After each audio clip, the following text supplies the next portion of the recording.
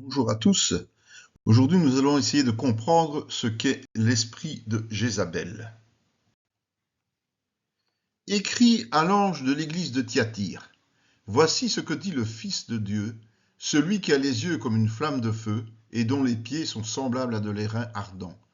Je connais tes œuvres, ton amour, ta foi, ton fidèle service, ta constance et tes dernières œuvres plus nombreuses que les premières. Alors lorsque les chrétiens de Thyatire ont entendu ces mots, ils ont dû penser, comme d'ailleurs chacun d'entre nous sans doute, que le Seigneur appréciait leur service, tant les compliments sont nombreux. Mais la suite est moins amusante. Mais ce que j'ai contre toi, c'est que tu laisses la femme Jézabel, qui se dit prophétesse, enseigner et séduire mes serviteurs pour qu'ils se livrent à l'impudicité et qu'ils mangent des viandes sacrifiées aux idoles. Donc ces chrétiens de Thyatire ont sans doute vite déchanté lorsque la suite a été lue. Toutes ces belles actions sont anéanties par une seule chose, l'esprit de Jézabel qui agit librement au sein de leur communauté. Alors qui est Jézabel? Nous allons le voir dans l'Ancien Testament. Achab, fils d'Omri, fit ce qui est mal aux yeux de l'Éternel, plus que tous ceux qui avaient été avant lui. Donc cette histoire se déroule au temps d'Achab, qui est roi d'Israël et qui vit volontairement dans le péché, plus que tous ceux qui l'ont précédé. Autrement dit, malgré son onction, il ne respectait pas Dieu. Et comme si c'eût été pour lui peu de chose de se livrer au péché de Jéroboam, fils de Nébat, il prit pour femme Jézabel, fille d'Edbal, roi des Sidónéens, et il alla servir Baal et se prosterner devant lui.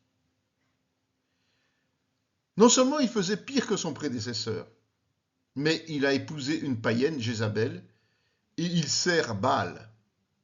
En fait, il entre dans le compromis et l'idolâtrie. Il éleva un autel à Baal dans la maison de Baal qu'il bâtit à Samarie, et il fit une idole d'Astarté. Achab fit plus encore que tous les rois d'Israël qui avaient été avant lui pour irriter l'Éternel, le Dieu d'Israël. Et donc, comme si cette union ne suffisait pas, il érige aussi des lieux de culte au cœur même de Samarie, la capitale. Un tel comportement offensant vis-à-vis de Dieu s'appelle de l'impudicité spirituelle. Achab est le premier responsable de ce qui va suivre. Et lorsque Jézabel extermina les prophètes de l'Éternel, Abdias prit 100 prophètes qu'il cacha 50 par 50 dans une caverne, et il les avait nourris de pain et d'eau. Jézabel a pris le dessus sur son époux en lui imposant ses dieux, mais elle va au-delà en assassinant les prophètes de l'Éternel pour offrir toute la place à ceux de Baal. Heureusement, Abdias en a sauvé une centaine.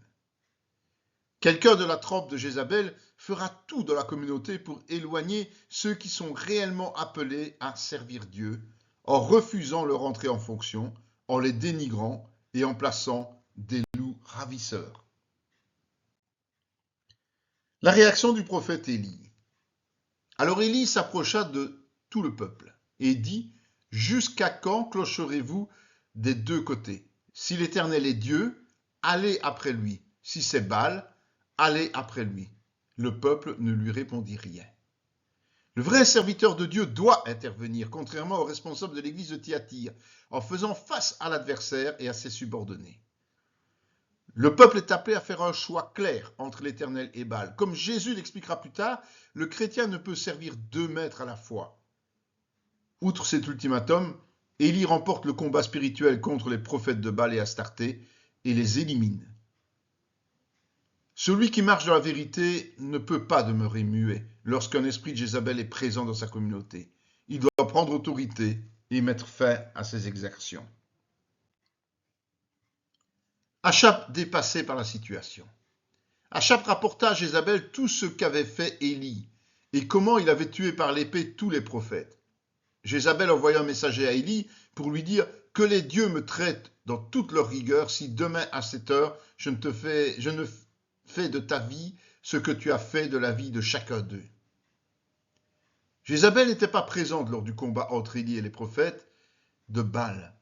C'est normal puisque le roi régnant est Achab. Mais ce dernier ne sait comment réagir et offre une occasion à Jézabel de se dépasser à nouveau. Bouffie d'orgueil au point de se croire au-dessus de Dieu, elle défie Élie en le menaçant de mort.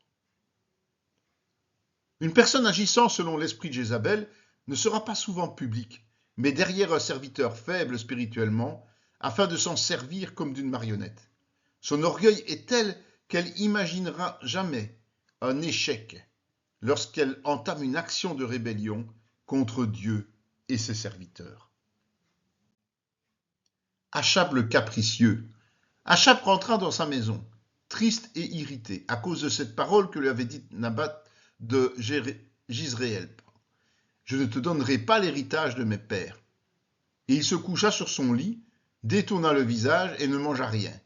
Jézabel, sa femme, vint auprès de lui et lui dit « Pourquoi as-tu l'air triste et ne manges-tu point » Il lui répondit « J'ai parlé à Naboth de Jizréel et je lui ai dit « Cède-moi ta vigne pour de l'argent, ou si tu veux, je te donnerai une autre vigne à la place. » Mais il a dit « Je ne te donnerai pas ma vigne. » Achab se comporte comme un enfant gâté, que la moindre contrariété perturbe jusqu'à la dépression.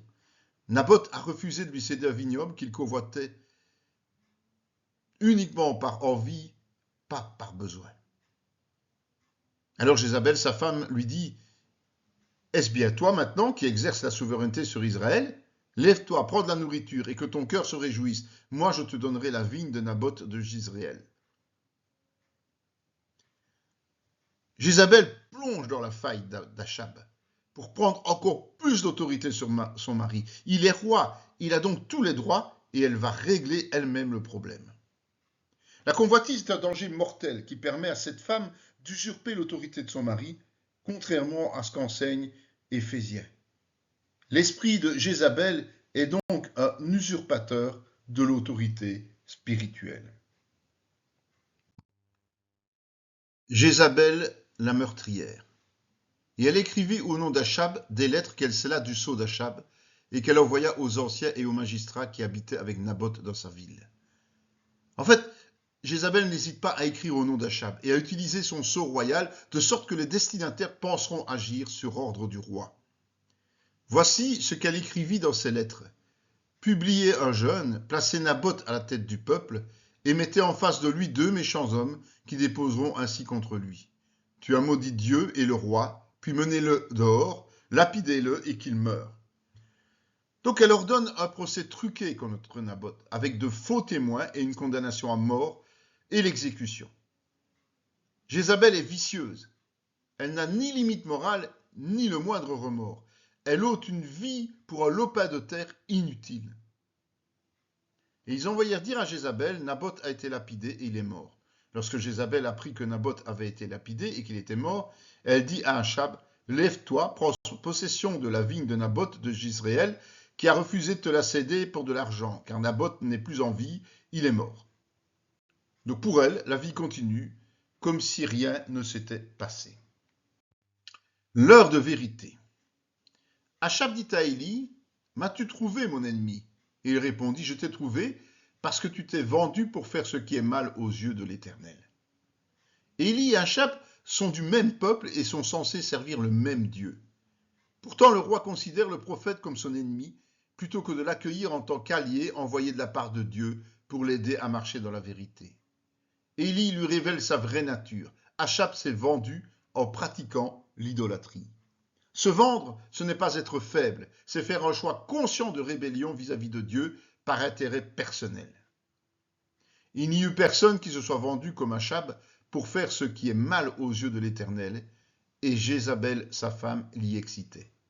La responsabilité de ce fiasco est bien sur Achab, qui a laissé faire Jézabel, comme ce fut le cas pour Adam.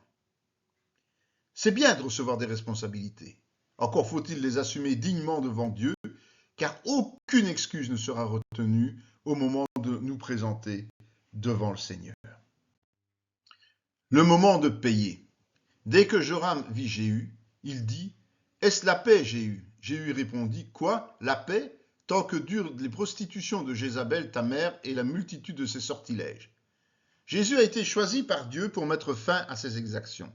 Comme l'a prophétisé Élie, Achab, son fils et Jézabel mourront de mort violente, et la lignée d'Achab sera exterminée, car il est impossible d'être en paix avec des occultes et des idolâtres. Jésus entra dans Jezréel. Jézabel, l'ayant appris, mit du phare à ses yeux et se para la tête et regarda par la fenêtre. Comme Jéhu franchissait la porte, elle dit « Est-ce la paix, nouveau Zimri, assassin de son maître ?» Même devant l'inéluctable, Jézabel tente encore la séduction, tout en demeurant arrogante et imperturbable malgré la mort de ses proches. Même face à la vérité, une personne ayant l'esprit de Jézabel continuera à nier l'évidence et cherchera à sauvegarder son influence néfaste sans aucun état d'âme pour les autres. L'obstination. Je lui ai donné du temps afin qu'elle se repentît et elle ne veut pas se repentir de son impudicité. Comme précisé au début, l'église de Thyatire est active, mais cet esprit de Jézabel, usurpateur et séducteur, est en action et refuse de se remettre en question malgré les avertissements et la patience de Dieu. Ses enseignements sont biaisés et entraînent ceux qui écoutent dans le péché. Dieu veille et ses abus connaîtront une fin, malheureusement non seulement pour le meneur, mais aussi pour ceux qui s'y laissent entraîner. Le rôle des ministères légitimes est primordial. De leur discernement et de la rapidité de leur réaction dépend la bonne ou la mauvaise santé de la communauté locale. À vous, à tous les autres de Thyatire qui ne reçoivent pas cette doctrine et qui n'ont pas connu les profondeurs de Satan, comme il les appelle, je vous dis, je ne mets sur vous d'autres fardeaux. Seulement, ce que vous avez, retenez-le jusqu'à ce que je vienne. Ces versets sont évidemment encourageants, parce que lorsqu'un esprit de Jézabel est présent, certains ne se laissent pas leurrer et évitent donc de se compromettre. Dieu apprécie cette attitude, mais il insiste sur la nécessité de persévérer dans la vérité. En conclusion, le voleur ne vient que pour dérober, égorger et détruire. Moi, je suis venu afin que les brebis aient la vie et qu'elles soient dans l'abondance.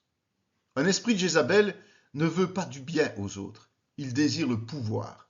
C'est un esprit voleur, un loup ravisseur, illégitime selon Dieu, qui se fait souvent appeler d'un titre ministériel sans en avoir l'appel, le bagage et la connaissance nécessaires, qui calcule pour s'enrichir matériellement au détriment des autres.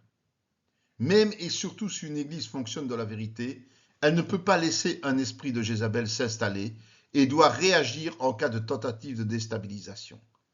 Plutôt que de faire foi des critiques concernant les anciens, allons les trouver pour en parler ouvertement et évitons de nous attacher à des paroles extra-bibliques. L'esprit de Jézabel peut s'immiscer à tous les niveaux, famille, relations, groupes de prière ou de louange, l'église. Étudions constamment la parole avec l'aide des serviteurs et appliquons-nous à suivre Jésus par la pratique. Ainsi, nous serons de ceux qui ne se laisseront pas séduire. Vous aimez ces petites études bibliques qui sont réalisées grâce au soutien du groupe du Centre chrétien Emmanuel de Spa?